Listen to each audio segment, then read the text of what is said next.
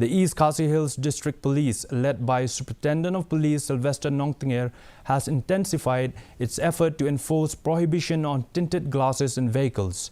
As part of a special drive to ensure compliance with the Motor Vehicle Act and a Supreme Court order, the police have stripped around 800 vehicles of the tinted glasses and compounded them. Round-the-clock checks are being conducted at various nakas. This initiative aims to enhance road safety and prevent crimes. Violators will face penalties as outlined in the legal framework.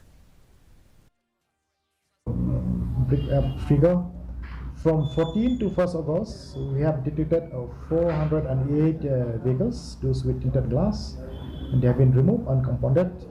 From 2nd to 8th August, we have detected 181.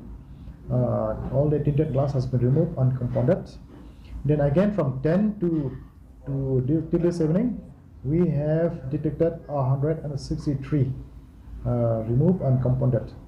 Till date, we have removed 752 numbers of vehicles using this tinted glass.